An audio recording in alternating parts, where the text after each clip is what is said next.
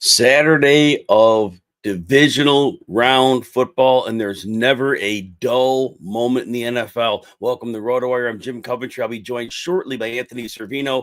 We'll go over the fallout of these games and what a day of football it was.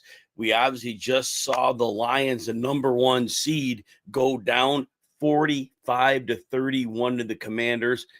Huge shock, big point spread between 8.5. May have moved a little bit one way or the other, but having a point spread of more than a touchdown in an NFL divisional round playoff, that's a big line. And we had a similar line in the early game today. So very, very interesting how this works out, but we have a big upset. So what happened in this game? Well, first of all, let's give credit to the Commanders. The Commanders took advantage of a Detroit defense that has been ravaged by injuries. And I think the big mistake that I made and many people in football analysis made was that week 18 game, the Lions played the Vikings. We thought that would be the big shootout. And remember, the Vikings were just stymied. The Lions defense neutered them. Darnold couldn't do a thing. And then we thought, okay, maybe the Lions coaching staff figured something out. They're going to play that heavy press man. They're going to send the house, and they're going to let the chips fall where they may. Which I should have learned when we saw the Rams play the Vikings the next week that, it was a 1 week anomaly for the Lions. That's all it was. And it's not the Lions' fault. The injuries were too great. The front seven was decimated. Jamel Dean was lost. The top cornerback, that really hurt because he was like the bigger corner that could press and hold up a little bit. And so we saw all this, and that was the problem. And then we come into this game, and we're still thinking, though, like I said, my mistake was that thinking they could come out with this type of effort. No, this defense gave up 32.5 points a game in the 4 games prior to Minnesota. 49ers were a beat-up team. They played the Bears in that stretch. They did play the Bills in there. I think they played Green Bay maybe in that one, maybe. But it was 32.5 points a game. And I remember saying at that point, the Lions had to understand that what they were going to need to do before that Minnesota game is they were going to have to outscore teams every single week because that defense was never going to hold up. So, Anthony, as we come into this, we're talking about Commanders, Lions, and we're starting out saying that I overrated the Lions because of that week 18 game because they played well against the Vikings, and I missed the point that when we saw the Rams do it to them, I should have realized it was a 1 week anomaly. So, the Commanders, we give them credit here.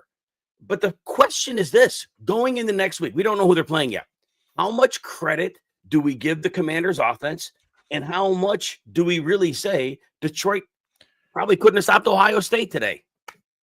I was with you overrating this defense. My reasoning was Alex Anzalone coming back and seeing how well they played against Minnesota. But I think we saw last week that Minnesota wasn't the real deal after they got eaten alive again and eliminated in the postseason. But still, I came in and I was like, all right, this Detroit Lions defense, it's going to play well. It's going to be able to contain Jaden Daniels. And I didn't really respect the other weapons outside of McLaurin and Jaden Daniels. But Washington played a good football game. Now, when it comes to looking ahead, I don't want to make the mistake of discounting the Washington Commanders. I don't want to make that mistake again because all season, I'll admit it, it's, okay, what do they have at pass catcher outside of McLaurin? Well, Zach Ertz, all he does is keep making plays.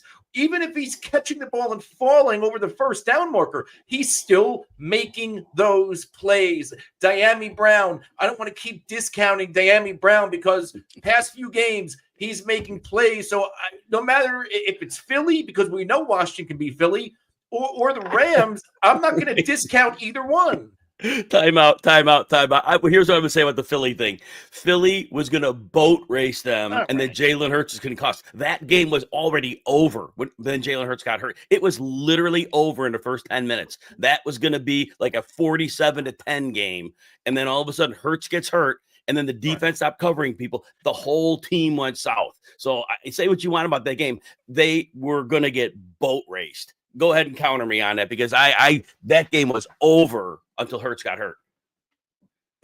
I mean, my counter is I don't think the Phillies offense isn't playing well right now, and neither is Jalen Hurts. And if Philly comes into tomorrow's game and wins, and it's just good defense of Saquon Barkley, and Jalen Hurts has another pedestrian outing, then I would give Washington a really good chance to keep up or win that football game in the championship. I get it. I totally get it. Now, here's all right. Let's not get too far in our skis here because Philly hasn't played yet. So we won't go too far over skis. We'll talk about it if it hits that way early in the week. So yeah, Daniels has a great game. Gets the ball out quickly. Mick Robertson. I know he had that great game with Justin Jefferson. He's just a guy. He's a good corner. I don't say just a guy. He's a good corner. He's certainly not anybody's fearing. He's not a player the Lions went into the season saying they got this big, superstar. He gets knocked out early in this game.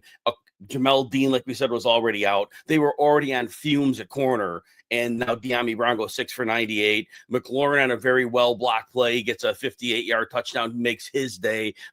Credit to him for doing that. The same stuff that's worked all year for the Commanders against weaker defenses. Screens to Eckler, 4 for 41. Passes to Ertz, 5 for 28 and a touchdown. These things have worked all year. The thing that I noticed was interesting, though, Anthony, in both playoff games, the Buccaneers and the Lions, Jaden Daniels is not breaking those big runs. 15 carries to get 52 yards. I think he had 39 yards, and he had a bunch of carries against Tampa. That is beginning to become a concern. It hasn't been yet they won both of their games. But if they face an upgraded opponent, I do worry because if he's not going to be breaking plays in the run game, and let's say they do happen to face a real secondary, that running game is a part of what they do. Any thoughts on Daniels at the last two games, how he's kind of been kept from those big runs? Yeah, they did do a good job containing, but I think if you're the enemy defense, that's what you want to do. You want to try to contain Jaden Daniels and let these other guys beat you. And when you are playing this Lions defense with however many, they have 18 guys they lost this year on IR, whatever that number was. I heard the broadcast. Yeah. Mm-hmm. When you're playing these inferior teams, Buccaneers defense, that beaten down secondary, they were okay against the run, but we know Tampa's secondary has been gashed all year. What if you get Philly? And all of a sudden, Philly's secondary is taking out your best weapons. It's on Jaden Daniels, but Philly has a good enough linebacking core in front seven to bottle up Jaden Daniels. So I think this is going to be a true test to see who this Washington team is. Defensively,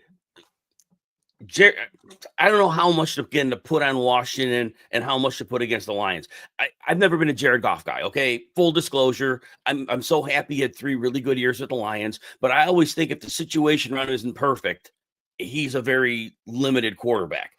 I think that Ben Johnson has made him in a perfect spot where they design a lot of middle of the field throws for him. They've got a perfect personnel. They have a great offensive line. Well, this year, the offensive line wasn't quite the pass blocking force that had been in the past. This game, they had to push. They knew they were going to have to push early. And when they started to push, all of a sudden we see Jared Goff, 3 interceptions, an overthrow, an underthrow. He loses a fumble early. And I think that fumble, maybe not on him. They left him with an empty backfield, nobody to block. His receiver, Amon-Ra St. Brown, might have stumbled, and he just didn't get onto a second read or threw it away. But nonetheless, 4 turnovers by Goff. And then they also used the trick play, and they have, Jameson Williams threw a pick as well. So they turned the ball over 5 times, and they lose by 14 points. I feel terrible for the Lions fans. I love y'all because you guys really have stuck with this team, and this was your year. And Anthony mentioned earlier, the defensive injuries really derailed you. But what are your thoughts on Jared Goff coming out of this game, knowing Ben Johnson most likely takes a head coaching gig somewhere? No, I like Goff more than most, but just because I like him doesn't mean I have the blinders on. Goff, like a lot of quarterbacks, they need things to be perfect. And when things aren't perfect, like this offensive line is one of the best in the league. It took a step back from last year when it comes to pass protection. Jared Goff today, Dan Quinn, I'm a Cowboys fan. I know Dan Quinn let the Cowboys down against Green Bay, but since Dan Quinn was in Dallas, his defenses what we saw today, yeah, maybe they'll give up some points, but they'll turn the football over and they'll get after you. Armstrong, all we did was hear this guy's name in the broadcast. He came over from Dallas. He was a rotation guy.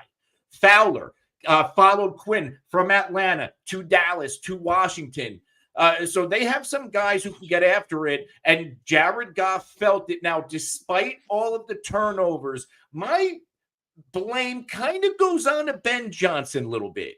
That play call, the Jamison Williams pass. Yep. The game was still within reach. You were in reach. driving. 100%. What are you doing there?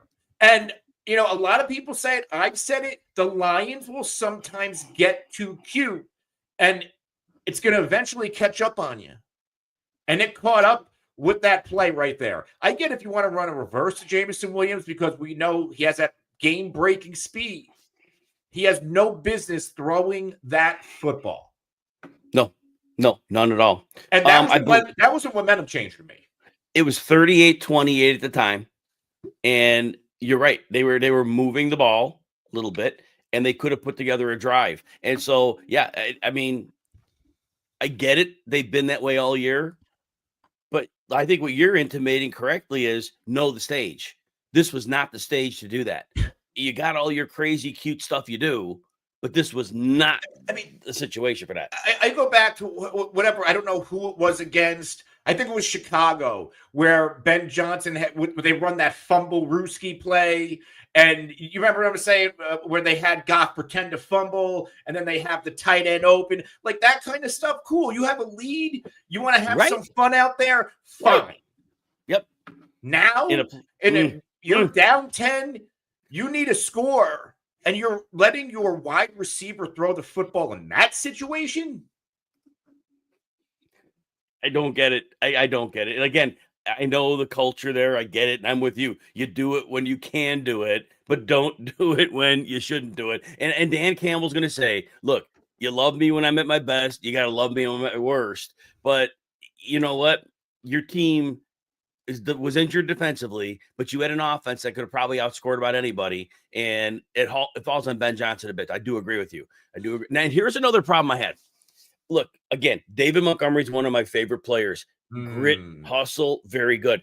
When you know you're gonna have to outscore an opponent, honestly, you can't afford to have him on the field. It's got to be Jahmyr Gibbs on the field every snap because that explosiveness flips everything. And again, no knock on Montgomery. It's just Jahmyr Gibbs is so special in a game that if you know you're gonna have to score 34, 37 points, or in this case, 46 points. It's got to be Gibbs on the field. And they didn't know they needed 46 points when they started this game, but they knew, and they had to have known that 32 points a game they were giving up before that Minnesota game in those four contests. They had to know this play has to be all about the shootout. Any thoughts? It was 7 carries from Montgomery. It wasn't a ton, but Gibbs only had 14. But I still think they were plays that you couldn't afford to have on the field unless both running backs were on the field. No, you're 100% right there. Montgomery has a role. There's a reason why you re-signed him. What is his role? He's the closer. He's a short yardage guy. Like, he does a lot of really good things well. But Gibbs is a home run hitter. He's a game changer. We saw that in the few games that Montgomery wasn't out there. I mean, you can make the case Gibbs single-handedly beat the Minnesota Vikings. And he did, because that game was within one score at halftime. And then Gibbs took over that game. That's why you drafted him with a high first-round pick. We saw Gibbs catch quite a few passes tonight, lined up, I think, out of the slot. I don't even know if he was lined up as a running back. Yeah, 6 catches, 70 yards on 11 targets. He had one more target than Amon-Ra St. Brown. And again, the 20 touches, it still wasn't enough. He needed more, which is fine. And, I know some people will say the NFL way is to not overwork your back, and you do want to share work. Sometimes you just have such a special back that you got to use them. And I get it. You don't want to wear him out. You don't want to injure him. But look, the money's going to be coming up soon on him. At the end of next year, they're going to have to pay him. And so just as soon, and I know they paid Monty already. They paid him. Monty's on a long-term contract. So they got both of them. But in these fine moments, you need to just capitalize on Gibbs. Anything else? The NFL way during the regular season, fine. In this situation where there is no tomorrow if you lose, you get your best guys on a field. I I don't think Yes. it's not that hard. No, it's not difficult at all. Michael, I see you have a question that you did a super chat. We'll answer that when we get to that point. We definitely will cover it, but it's gonna be toward the end when we get to that point. In terms of the Lions, the future, Aaron Glenn sounds like he's in great position to get a head coaching job, the defensive coordinator. We already said Ben Johnson seems like he's on the way out. But the Lions will get a lot of those defensive players back next year. And so this was a defense that was playing near a top 10 level. They were really, really good when they had their guys. This was just an unfortunate string of injuries. I haven't seen many like it. What do you think for the Lions next year? I mean, it depends on, right? Let's say you lose Glenn. Let's say you lose Ben Johnson. The personnel is still going to be there. Are they really going to regress that far? Maybe they become a 13-win team. They should still be one of the elite teams in the NFC and probably in the same position this time next year. Right? I agree. Barring a catastrophic collapse, which I don't see happening because, again, you lose those coordinators, you're still going to have your core personnel coming back. Yeah, this is Jameson Williams still has room to grow. So there's that as well. So there is a lot of great things. And I know Lions fans don't want to hear that right now. Right now, you were really hoping to get to the Super Bowl this year. You knew you had the injuries, but you knew you also had an NFC that was there for the taking. And unfortunately, the Lions weren't able to get through. And we already did talk about the Commanders. And maybe at the end, we'll talk about circle back a little more. But we pretty much kind of know what we have. Again, it was Brian Robinson had a rare big game. He hasn't had many of those. 15 for 77 and 2 touchdowns. And the Lions run defense, that did slow. And I know their numbers were good, but again, after all the injuries, it wasn't quite the same unit, and they were decimated on the ground. So rough day for them. 42 rushing attempts, 182 yards for the Commanders. So they did it right. They coached well. They took time off the clock when they needed to, but they just kept scoring, and their defense made plays. Hats off to the Washington Commanders. They should be very proud of themselves. They go to the NFC Championship game. They will either be playing at the Rams or at the Eagles. And let's answer Mike's question now before we get to the AFC game. Mike said, do you think the Eagles may take the Rams lightly and think about the Commanders at home tomorrow? Anthony, there's no way that happens, right? No, I absolutely not.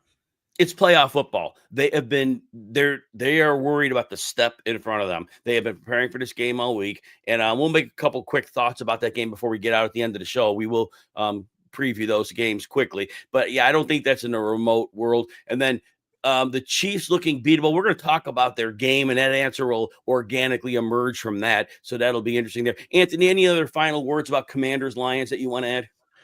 Yeah, I mean, is there going to be an asterisk, or is this going to be talked about maybe more than we are? The fact that there was that on the pick six, that call that did not get when Jared Goff get laid out. Is that no call? Yeah. Does the trajectory of the game, is it different? Let's say if that gets called, because let's say Washington, instead of scoring, they have the ball on the 5-yard line. Lions can potentially hold them to a field goal, and we could be talking a different game right now.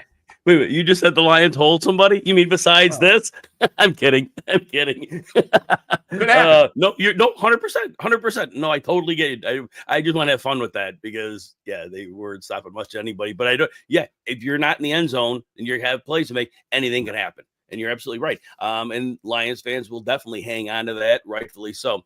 All right, let's go to the early game for today. We'll go Chiefs and Texans. And this is going to be tough because depending on the point spread you got, right? If you got 8.5 like I got early, you're real happy. But a lot of people got this game at 9.5. And a little late safety, an intentional safety, ended up making it a 9-point line. So a lot of people, well, depending what side of the bet you were on, right? 50% of people were happy, and 50% of the people probably not, so great with that. So, but let's look at this game. Anthony, I do think there was a little bit of a rust factor coming into this game. 23 days off for the Chiefs. I think they did not look sharp coming out the gates. That's for sure.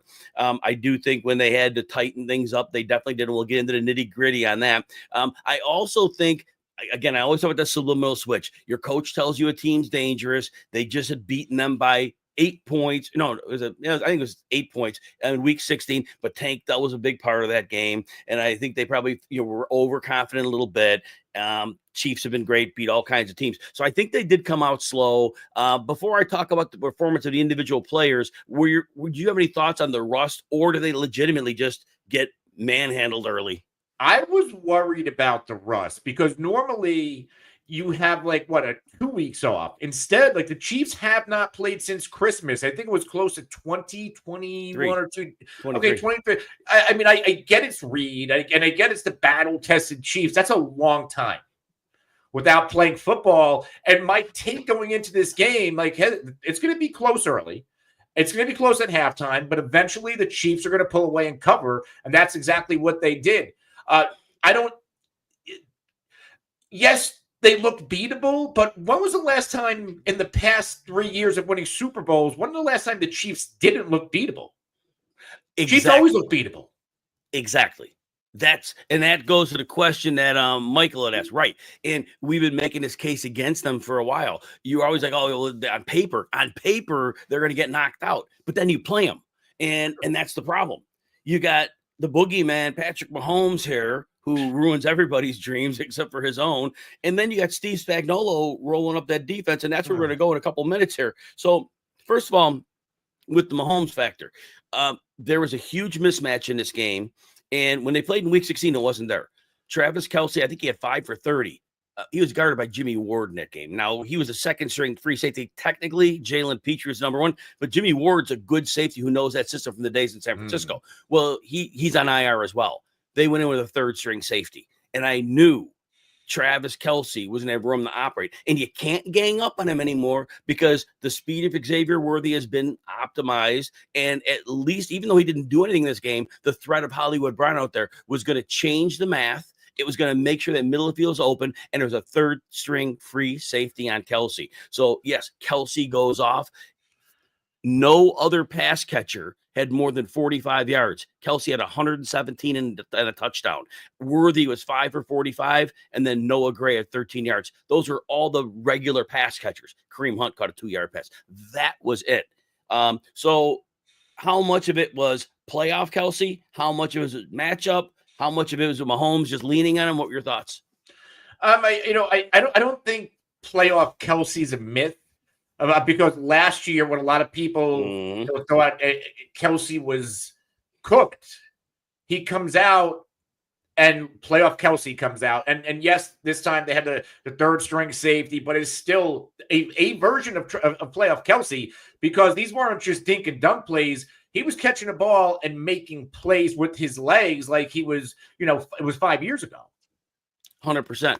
Last year in the playoffs, Kelce averaged 21.5 PPR points. It was 4 games. That's a massive, massive number. And in this game, he puts up 24.7 PPR points. So he's right back on that same track. So that was it. But that was it for the passing game. Like I said, Worthy had a 21-yard catch and then a bunch of short stuff. It wasn't really a lot going on there. Worthy lost 8 yards on a run. So his scrimmage yards were 37. The running game. Isaiah Pacheco's not right. That leg injury that he broke his leg, he'll probably be good next year. He is not the same guy right now. He did have a good, like in that first Houston game in week 16, he had 1 or 2 nice runs, but he can't consistently get it done right now. He is not the same guy. 5 carries for 18 yards. Kareem Hunt punched in the early touchdown, and then he had the 2 good runs on that last drive to move the clock twice and to help them grind the game out at the end. So going forward, however long the season lasts for this team, it's at best the timeshare for Pacheco. But right now, Kareem Hunt may see more work, because right now, an old Kareem Hunt is probably a little better than a broken leg Isaiah Pacheco. Thoughts? Yeah, 5.5 yards per carry today for Kareem Hunt. Scores the touchdown, and since Pacheco has come back, he doesn't look right. Hunt's been the more effective runner. He's been more reliable, and if you're a sports bettor, Hunt has been at least cashing his anytime touchdown tickets. Pacheco has not. So I think if you're looking at this from a betting lens, money should be going on Kareem Hunt over Pacheco, because Is it the injury? Is it the fact that maybe he's not fully healthy? Whatever it is, Pacheco does not look good right now. No. Now, DeAndre Hopkins. Now, Mahomes throws 25 passes. 1 target to Hopkins, no catches. 2 targets to Hollywood Brown, no catches. Are we worried? No. It was a Kelsey game. Worthy stepped up 5 or 6 for 45. And Kansas City didn't really have to throw a lot. In a different situation, maybe these other guys get involved. But again, look at the target share. It's not like they were getting 4, 5, 6 targets and not catching the football. And there weren't a lot of plays in this game. The Chiefs only ran 47 plays. The other side of the ball, Houston ran 57. 57 is a little below average. Usually about 60 is about right. But the Chiefs ran 47 plays. So, all right, so the Chiefs get it done. And before we get, though, to the Texans, the defense. The defense in the first half, I thought they were playing way too soft. They were just letting people. Now, they paid mine to Nico Collins. They made sure he wasn't getting yards after catch, just like they did in week 16. I told people to bet him under 81.5 yards. He got 81, so he made by half a yard. I didn't get the mixing one right. We'll talk about that in a minute. But they made sure, again, to make sure Collins didn't get huge gains after the catch. So that part went well. Other than that, too many people wide open. They paid no attention to Joe Mixon, and I don't really know why, because they didn't have a whole lot to stop here. Had they slowed the running game, they would have really crippled that offense. They didn't. And I don't know if that's a defensive weakness or it was just they didn't care and didn't think it'd be a problem. But here's the deal. Second half, fourth quarter, when the game was on the line, that's when Steve Spagnuolo showed up. He knew who to send on the blitzes, when to send them, and how to handle coverage. And they sacked Stroud 8 times, and it seemed like most of those came in the fourth quarter. They were paralyzed offensively. That was Steve Spagnuolo dialing it up and winning his team a game. Thoughts? Yeah, George Karlaftis in I think third, fourth quarter, especially the fourth quarter, he was all over CJ Stroud, making plays, and I feel like single-handedly took this game over and ended it for Houston. This Spags defense, something about it, like we talk about playoff Kelsey, playoff Steve Spagnuolo is a thing, folks. What his defenses step up and does year in and year out for Kansas City in the postseason, it flies under the radar because of Mahomes and Kelsey. We need to start talking about Spags as a hugely underrated part of this dynasty. Yes. And he has painted many a masterpiece. And that is going to be the question. So, like Michael asked us when he had his question earlier, and you were alluding to, every year we see a Chiefs team that's beatable, but somehow they always win. And Spagnuolo is part of that. Yeah. Last year when they played Buffalo moved the ball in the first half. And then all of a sudden they saw in the second half they want to run the ball, and they stopped the run. And all of a sudden James Cook couldn't do anything. And then all of a sudden the game just turned. And then, of course, the missed field goal, all this and that. But regardless, it's how it works for the Chiefs. They got some voodoo going on too. That doesn't hurt. Right? This game, they had a missed extra point, a missed field goal by Fairbairn, the blocked one at the end. But, hey, that could have been an onside kick. There's like 1:42 left. So there's that. Oh, my gosh. Somebody with a joke on the bottom. Nice. I'll put that up on the screen in a bit. Anyway, so it was that. It's just the way it worked in Kansas City. So going forward, do you think Spagnuolo, we don't know who they're playing yet. We don't know if they'll play the Ravens or the Bills. On paper, based on this version of the team, they shouldn't win. Are we counting them out? No, because this is Kansas City. I remember last year when Kansas City and Baltimore faced off, I was all in on Kansas City. And I think you even said why. And it was like, I'm not going to stop backing Mahomes until somebody beats him. Until Patrick Mahomes is knocked off the pedestal, I'm going to continue to back Patrick Mahomes and the Chiefs. Last season was the year to beat them. Oh, they're horrible. I mean, so to speak, they're horrible. I mean, but yeah, last year was it, right? This year, I was saying before playoffs, they're healthy now. That bye week was important. This one, I think they sleptwalked through the first half. Now they're still going to be pretty rested. It was 47 plays on offense. That was it. And they got Watson back, the corner. I don't even know if he played a full game. He's going to be that much more healthier next week. Right. Yeah, but he had been practicing week 18. That was huge for them. That was huge. So, yeah, and then again, just calling on moving the right piece for Spags. So we'll see how that shakes out, who they're going to play.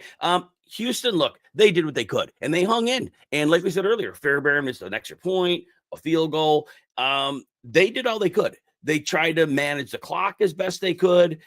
Ultimately, they just didn't have enough weapons, but they were left wide open. I mean, they were like the Jared Wayne dropped some easy pass. That hurt them. But ultimately, they had to lean on Dalton Schultz and Xavier Hutchinson and John Mechie. And at the end of the day, they scored 14 points and two more on a safety. That was a giveaway at the end. So it was 12 points. So Joe Mixon did fine.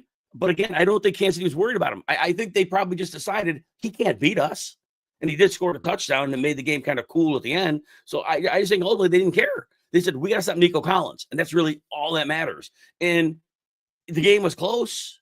It was never out of hand until the last couple of minutes. But it's Chiefs football. And the Chiefs are going to close that game out almost every time. So the Texans didn't have a great season. And the announcers were talking early about what a great defense they have. They played great at times. They weren't great all season. Mm-hmm. They have 4 blue chip players, and they got a lot of question marks. And obviously, Travis Kelce ate them for lunch. And Kareem Hunt took care of business when he had to. So this is a top-heavy defense. And maybe next year they fill in a couple more gaps. And I really love what DeMeco Ryans is doing with them. But I never thought for a minute, like the announcer was saying, this is some like shutdown defense that's going to just ace you out. Thoughts? Yeah, and I feel like the Houston defense got a lot of hype going into last week. They erased and shut down the Chargers, and it's the Chargers, right? Justin Herbert's a really good quarterback. When it's all said and done, the good defenses are probably going to limit what you can do. You don't have the greatest weapons around you. And Houston's defense played its best game of the year when it needed to. But if you remember, there were times this year where Houston's defense, their run defense was great. Their secondary was getting eaten alive.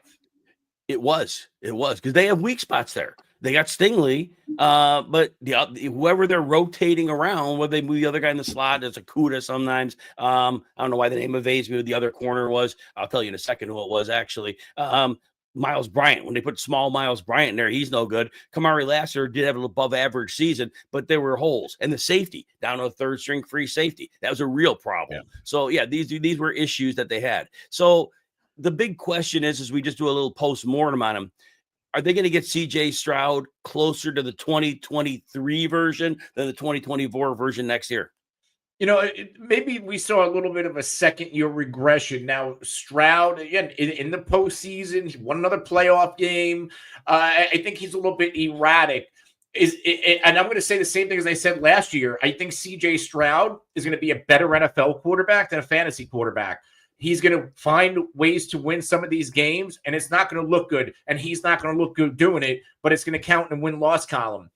Did it hurt C.J. Stroud to lose Tank Dell and Stephon Diggs? Absolutely.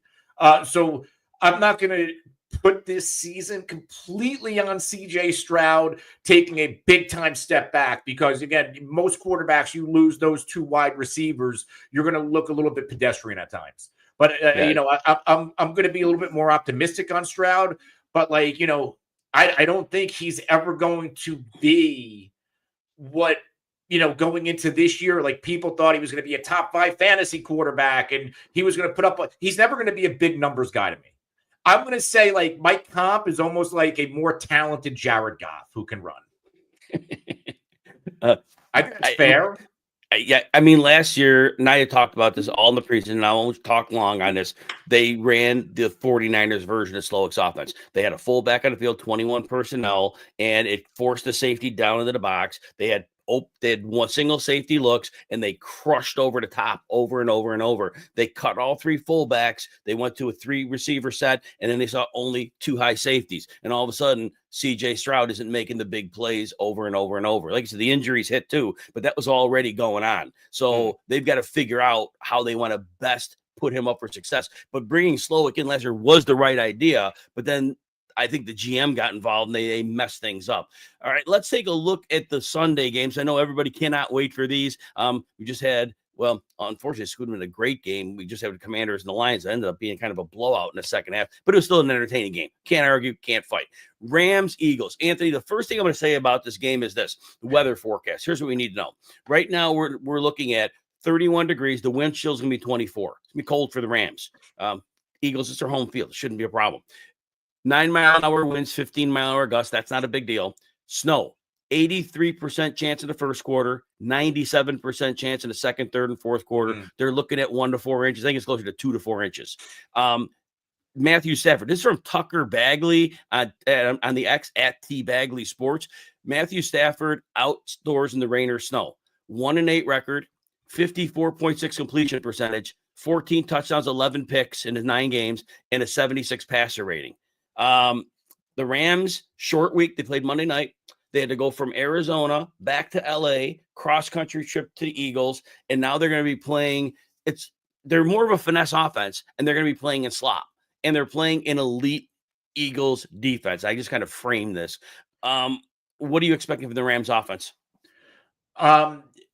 Rams offense needs to lean on Kyren Williams and the short passing game. Those big chunk plays where we see sometimes, not really recently, but earlier this year in the McVay Stafford era, I don't know if there's going to be a lot of those available. You got to get the ball into Kyron's hands, and I think you have to be creative with Puka Nacua. We've seen him take handoffs. We've seen him run a lot of screens. I think, though, your offense tomorrow has to run through those too, and you need to be creative with how you run the football, like use the screenplay to Puka Nacua and Kyren, almost like pseudo run plays to pick up first downs to keep the chain moving.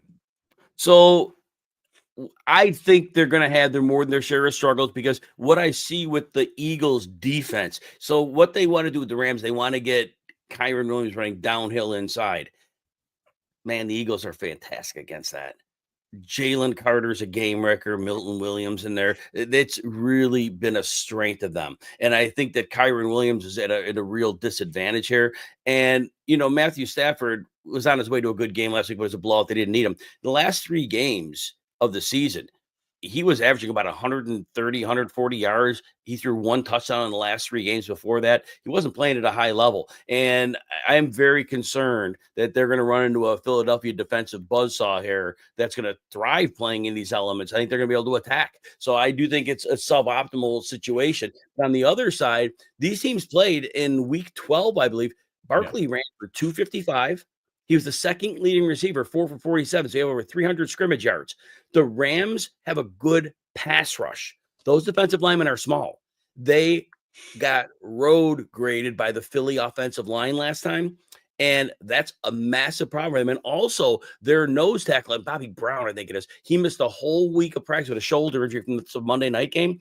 They're saying he's going to play, but my guess, he's nowhere near 100%. His backup is about 20 pounds lighter, which they can't afford to get lighter. So I think it's a real problem. I don't know how they have an answer for Barkley, because if you sell out, look, Jalen Hurts, we could say we want. We could say make fun of him as a passer.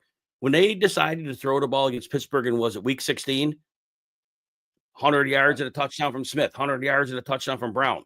If you're going to overstack the box and you've got A.J. Brown, Devontae Smith, and Dallas Goedert, who has a great matchup as well, Hurts can make those throws. And it's not going to be heavy wind. I don't have any worries. What are your thoughts?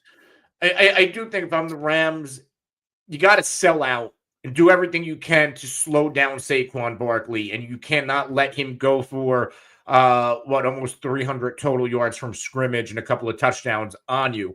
I feel more comfortable putting the ball into Jalen Hurts' hands than I do Saquon Barkley, because I think there's more room for error when you're putting it on the quarterback and you got to deal with the climate. Maybe, the ball's a little bit slippery. Maybe he's feeling pressure. He throws an interception. Maybe he's leaving the ball out there trying to run and there's a fumble. I think there's more chances to turn over the football if you sell out to stop Saquon. And if somebody's got to beat us, we're going to put it in Hurts' hands because he could potentially turn it over.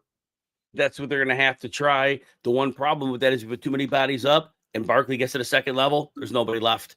And so we have more than 70-yard touchdown runs. So it's going to be a problem. Who wins this game? I've gone back and forth. I know earlier in the week, I thought the Rams had a shot, but the closer we get to this, and I think really digesting these two games today, it kind of it takes away that Cinderella thing, right? This is the playoffs, this is the divisional round. The real teams are going to step up. And I think Philly takes care of business. I think the weather is a big issue. I think running the ball is fine. I think the Philly offensive line is going to be like, in their element, just getting physical and just beating up these West Coast guys lighter from there. I just think they're going to beat them up all afternoon long. And that's what I see. Maybe I'm wrong, but I do think the Eagles covered the 6.5 now. I will still take them at that. But yeah, I think Barkley, I'm using him. I put him at 110 yards in an alternate line when I'm betting that, moving to 110. I know he's not getting the 255 again. I know that, but I didn't want to get too crazy. But I thought 110 was reasonable because, again, when they get a lead, they will definitely go to him and make sure the game is kind of salted away. All right, so outside that, we both like the Eagles there. The big one, Ravens at the Bills. So we've been excited for this. We want this one. We wanted it all year. If it was set up, if there's no Kansas City involved, we wanted these two teams to face off. We have it. We have our great game here. Now, the weather forecast here, we are looking at, it's 11 degrees, but the wind chill will be 1 to 2 degrees the whole game. Very mild wind, 6 miles per hour. The snow is not as prevalent in the forecast as it was yesterday. Yesterday was about 50%. It's down 33% in the first quarter, 20% in the second and third quarter, and 37% in the fourth. So it might snow, but it's not as prominent as the likelihood as it was. When we go into this game, Zay Flowers isn't playing. Ray Davis, I think, has not yet been cleared by concussion protocol, so we'll have to, that'll kind of be a last-minute thing. So we go in this game, the Ravens side of the ball, Anthony, it's this easy to me. The Bills' defense was designed to beat the Chiefs. They play nickel defense as their base. They have good pass rushers, but they're very small up front. It's a theme. The Rams, same thing. Very small up front. Power rushing attacks give them a lot of problems. In the week 4 matchup, Derrick Henry runs for 199. Now, I know 90 that came on the first play of the game. I get it. He outran their defensive backs. He outran everybody. Patrick Ricard, my guy, the fullback, 300-pound. You can call him a guard. You can call him a tight end. You can call him a fullback. He played 63% of the snaps, season high. I think he might play more in this game. What the biggest growth point, Anthony, was for their rushing attack was in the Pittsburgh game, though, because Pittsburgh had a plan for Derrick Henry. They ran bodies right at him. And on 5 straight plays in the first drive, Lamar pulled the ball out and he torched him on the ground, basically saying, you want to go for Henry, then Jackson's going to kill you. What do? There is like very little else to do because both of them are lethal in their own way. I don't know how much they have to pass here, but they got Mark Andrews and Rashad Bateman if they need him. Isaiah Likely, I think, could be a middle of the field factor here. How do you see the Ravens offense stacking up with the Bills defense? I mean, if you go back earlier this season when these two teams played, because people ask me, why are you not concerned about Zay Flowers? Well, when these two teams played earlier this year, Zay Flowers, 1 of 2 targets for 10 yards. Nelson Aguilar, 2 for 10. Andrews did not catch a ball. Bateman 1 for 23, Likely 1 for 26. So who caught all the passes? Well, Justice Hill led all pass catchers, 678 and 1. And then Derrick Henry 3 for 10 and a touchdown. Yes. These running backs in Justice Hill and Derrick Henry as receivers and as runners dominated this football game. And oh, by the way, Lamar Jackson goes 6 for 54 to score as well. The Ravens just brutalized this Buffalo Bills defense with what they wanted to do is run the ball. And this was at a time where Baltimore's defense, remember, was not playing well. This was at a time where Baltimore lost 2 games in a row, I believe, to open up the season. They were 1-2. They were 1-2 coming into that game. And they hammered Buffalo. 35-10. 35-10. Now, those who like Buffalo in this one, they're going to say, okay, well, we got Matt Milano, we got Terrell Bernard back for here. They missed that game. Here's the deal. First of all, we know Matt Milano to be an elite coverage guy. He's not the same this year. He come back from an injury. He is not the same guy. He's merely decent in coverage right now. He is not the special player. He was not. The guys come back from injury. They don't always, play at the same level. And Bernard and Milano, they're both about 220. 220. You want a 250 linebacker if you can. You got Derrick Henry, and you got Patrick Ricard running down your throat at 300 pounds. So the 220-pound linebackers, not too worried about them. They're not outrunning Lamar Jackson, and they're definitely not going to be strong holding on Derrick Henry. He's going to run them over. So I am very, very concerned from other side of the ball. Look, the Bills in the last game, they did only score 10 points, but I will give Bills fans a little hope here. There were 3 drives in the first half of that game. They all ended up like 4th and 2 and 4th and 3, and the Bills punted on all 3. 2 of them were in their side of the field. One was just over the halfway, over the 50-yard line, and they punted all 3. Variance, well, maybe those 4th and 3s are 4th and 1s, or maybe you got the first down. So they had a little success moving the ball in that game. So there's that. But like you said, Anthony, that Baltimore defense, especially against the pass, was terrible in the first half of the season. And I know that people last week say, well, look at the Steelers got them twice in the second half. I think the Ravens defense is relaxed already because the Steelers couldn't breathe in the first half. There was no downfield passing. So in this game, I am very concerned for, first of all, super cold temperatures, and the ball loses air pressure, harder to throw. Now, I know Josh Allen has a howitzer for an arm, so he's got that going for him. But I don't really like this version of the Bills receiver room against the current state of the Baltimore corners. What are your thoughts? With Baltimore's corners, defensive backs, defense ascending, nobody really scares me in this Buffalo receiver room. Sure, they brought in Amari Cooper. He doesn't look like the Amari Cooper from the years past, whether it was in Dallas, Cleveland. He just, I don't know, maybe he's aging, maybe he's a little bit banged up. You got Mac Hollins. He's getting a lot of hype. It's still Mac Hollins, where he was like I think a 4 in Atlanta a couple years ago. Their best receiver's Khalil Shakir. He's nice. He's a chain mover. He's probably a 3 on a lot of teams in the NFL. So this Bills receiving room doesn't really scare me very much. I don't think you really have to double cover anybody, which means I think maybe we're going to see Baltimore just take James Cook out again like you did the first time. Yeah, so James Cook, he's a very good running back, but the Buffalo offensive line is very good at bullying small defensive fronts.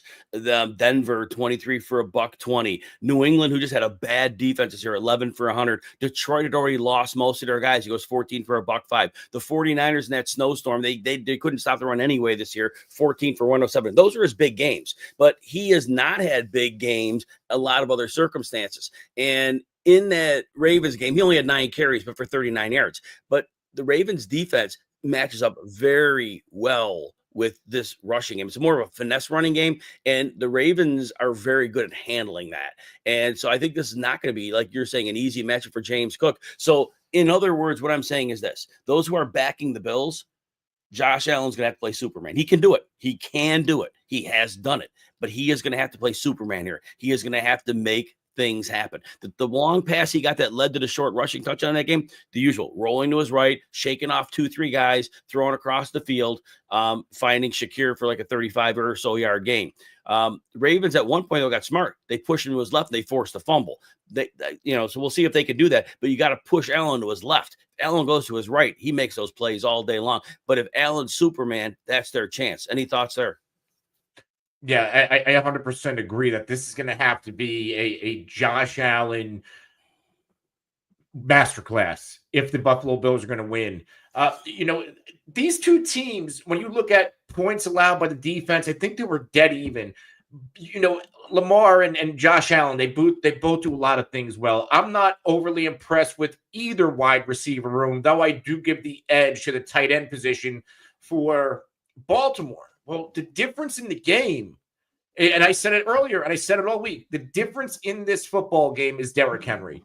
And no matter how well Josh Allen plays, if you're going to tell me, like, I don't think Josh Allen is going to be able to run the ball 30 times for 175 yards, that he's still a quarterback, when I know Derrick Henry can, and it might just be that type of a game where Derrick Henry's going to have to. So who wins? I'm in on Baltimore. I think this is probably my most confident pick of the week outside of Kansas City covering.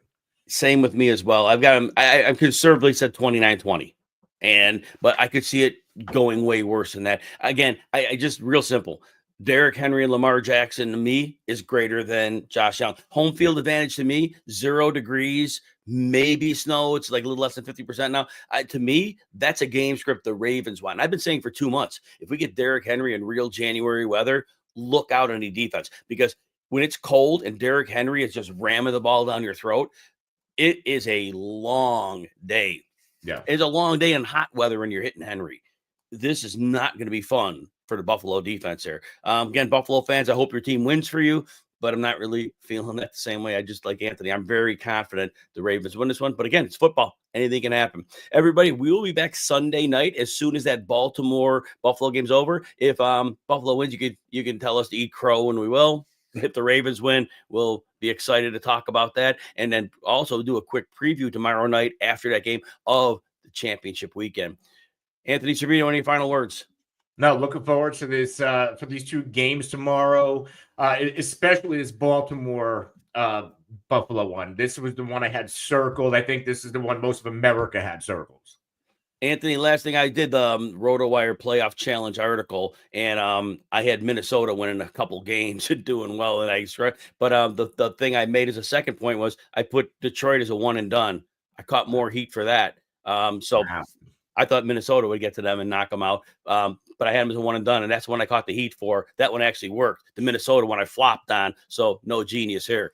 All right, for Anthony Cervino, I'm Jim Coventry. We'll be back tomorrow after the Baltimore-Buffalo game.